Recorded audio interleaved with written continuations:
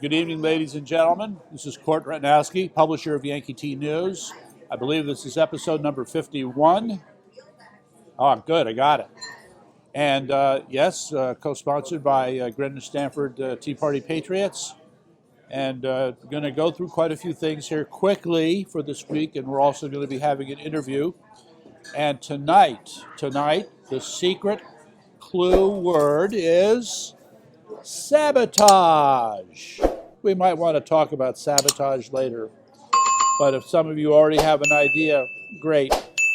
Okay, first off, of course, what's going on with Ukraine and Russia?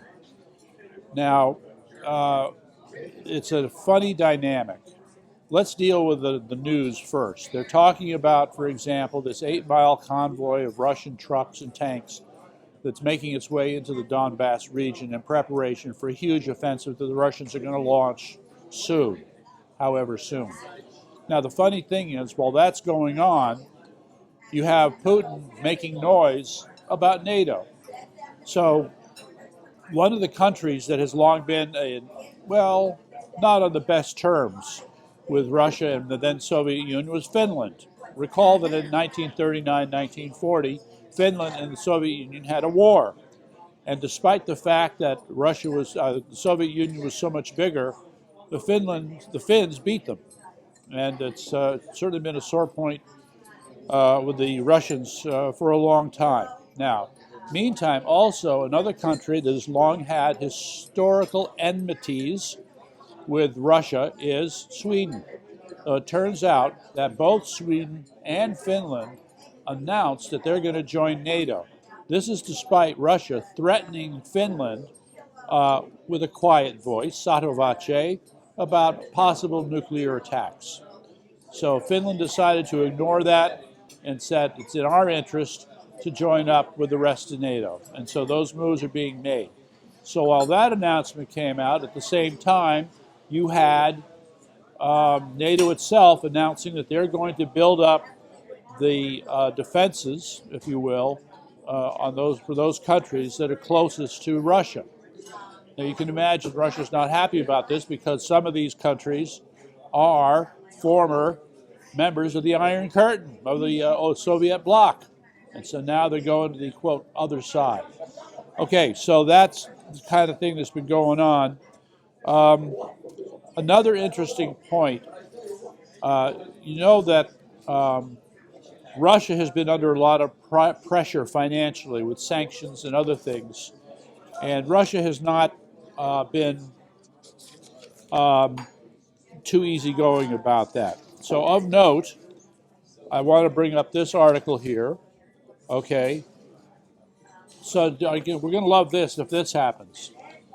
So, for their sovereign debt, if Russia is not able to pay the money they owe for their external international debt, they're going to sue. There'll be some international court, right? Relax. So this to me is an interesting development, okay? And again, it's Russia doing its best to push back. All right, so for now, those are my comments about Ukraine. Meantime, as you probably know, in China, in the city of Shanghai, things are not going very well. The link that we have up is going to show a number of videos where there are food riots going on in Shanghai. Again, I just don't understand. We have 2 years of experience now with what happens when you attempt to lock down a city or an area when you try to reduce infections such as with COVID. It doesn't work. But the Chinese Communist Party insists on doing it over and over again. And so in this case, they're finding out the hard way. Do they ever learn? That the people are rioting. Okay, they're fighting over food. They're pushing it back against these government officials that are trying to keep them in their apartments. It's not working.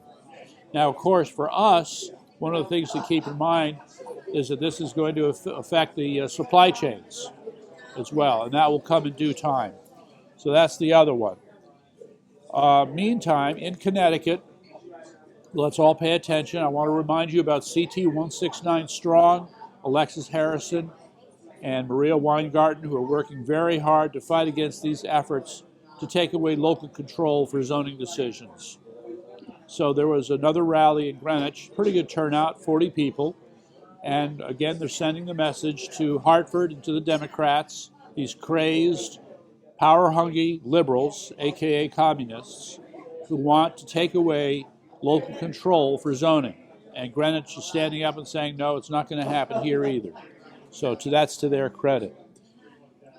Well, we know that one of the other problems has been about transgenderism, right? The stuff about gender identity politics is totally out of control. And the problem is we don't have a good sense of just how extensive it is. We assume, rightly or wrongly, that school districts around the country are all the same on this because they all have liberals running them. Well, that may not necessarily be the case. So we do have to pay attention to where evidence does show up. So the latest in the New York Post was about this family in New Jersey having gotten a hold of these lesson plans that were showing the kids, or teaching them transgenderism. And it's outrageous. It needs to stop. And I need to just briefly introduce something I'm trying to do on this point, if I can find it. You'll be hearing about it. It's called the Greater Education Council of Connecticut. And the motto of the Greater Education Council of Connecticut is parents rule. Okay? Parents rule. All right? So, thank you. So there's no sense anywhere that people, at least in this state, have been able to pull together and send with a unified voice the fact that the parents rule and what these people are doing is absolutely, quote, unacceptable. So you'll hear more about that. The next hot thing, this really gets me. Okay, in a paper called the New Haven Independent, they did the following. They took, hold on to it, sewage samples. That's right, sewage samples in New Haven. And then it did COVID testing on the sewage samples. All right? So you can make certain assumptions, right, about how many people's sewage is in that stream and that sample represents. I know, lovely, but that's how you do it. And guess what? There's no pandemic. Based upon New Haven sewage, PCR testing for COVID, they do 2 different tests, whatever that means, and claim, well, you know what? There's no pandemic here. It raises the question, why didn't they do this earlier? People wouldn't have to go through this crap.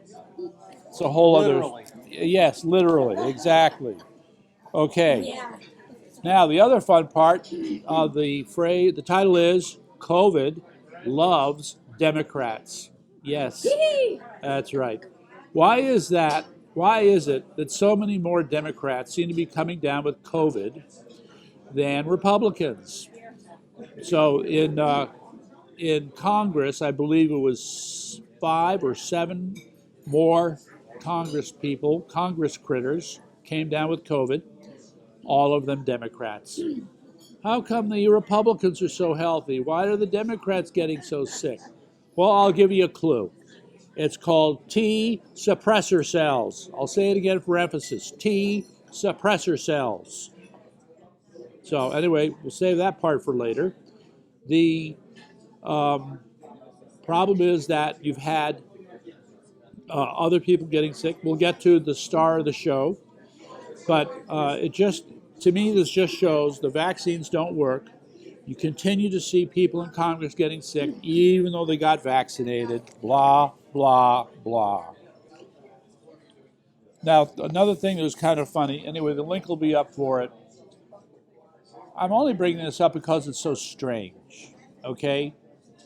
Somebody thought it would be a cool, practical joke, or an April 1st joke, to come up with a flyer that had the signatures of conservative justices signed on it. And this was circulated around Yale Law School. Kind of odd, okay? But so it's called When Lawyers Play Jokes, all right? So there's that. And the link is there, so you can go look at it. Next, yes, the Lamont Roundup. Yes, good old Ned, he's been busy all right. Okay, probably top of the list is that I don't understand it, but how is it that at the same time, both Ned Lamont and his sidekick, Susan Bisowitz, the lieutenant governor, both come down with COVID at the same time? How do you explain that? I can explain. Well, we'll save your explanation for later. Exactly. Yes. Yeah, I know we're tempted to draw certain conclusions. Go ahead, Ned.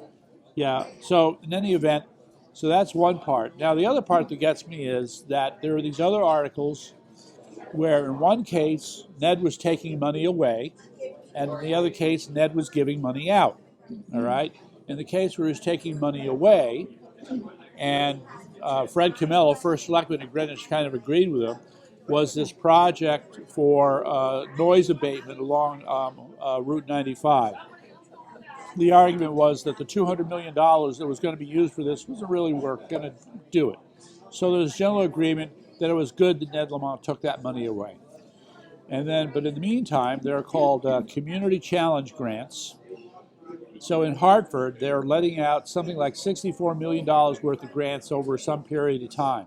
The problem with this is, Ned, what happened to the $500 million you loaned Hartford? Because they were going to go bankrupt. What happened to that money? Huh? And now you're giving them another $64 million. What the hell is going on? All right. So, meantime, this one is a sign of the times. Okay, the Postal Service has decided that there is a particular section of Santa Monica, California, where they will no longer make mail deliveries because too many people have come out and attacked the mailman. There's a case of one woman who went after a mailman with a broomstick. God only knows why. But enough of these attacks happened that the Postal Service said, for this area of Santa Monica, we're not going there. We're not going there. So that was that. All right, now I get down to our Connecticut Commie of the Week, Jaime Myers-Mcphail. All right, the link will be up for him. And if anybody was the spitting image of Che Guevara, he's it. And this guy he's what I call a crab bucket communist. Now, if you may remember, I guess you call it crab syndrome. It's where crabs in a bucket, some will try to escape and the others pull them back. This is considered a metaphor for how people in poverty try to get out of poverty, but the other people in poverty pull them back down. And he's an example of that kind of person. So I'm just saying. Meantime, I also have a link for a great essay on communists for you to see. Okay? And that, for now, is basically it. Okay. Thank you very much. Good night.